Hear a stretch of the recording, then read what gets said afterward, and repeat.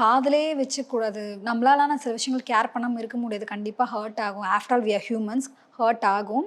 But அத கண்டுக்க வேணாம். அது கண்டுக்காம இருக்கணும். ஆ என்ன பொறுத்தவரைக்கும் நெறைய பர்சனலான விஷயங்கள் நெறைய ஷேர் பண்ணிக்க வேணாம்னு நெனைப்பேன். பிரைவேட்டா இருக்கிற வரைக்கும் எதுவுமே ப்ராப்ளம் இல்ல. ஈவன் க்ளோஸ் ஃப்ரெண்ட்ஸ் கிட்ட பேசுறமோ ஓகே. ஏன்னா யாராவது ஒருத்தர்ட்ட சொல்ல போய் தான் இப்ப ஏன்னா யாராவது நல்லா இல்லன்னா, சந்தோஷப்படுற ஆள் தான் நெறைய பேர் இருக்காங்க. சர்க்கிள்ஸ்லயே சொல்றேன். அதனால கீப் இட் யுவர் உங்களோட விஷயம் எதுனாலும் பிரைவேட்டா வச்சுக்கோங்க.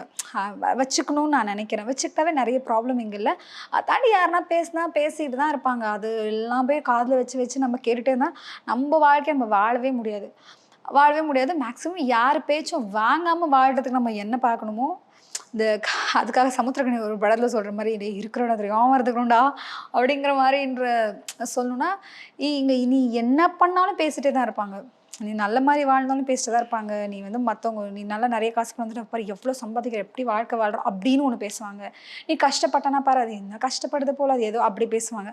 ஸோ இங்க ஏதோ ஒண்ணு பேசிட்டே தான் இருப்பாங்க. நம்ப வந்து மேக்ஸிமம் அவங்க வேர்ட்ஸ்லாம் எதுவுமே காதுல போட்டுக்காம இருந்தா நல்லது. நல்லதா போயிரும். அதான் குட்.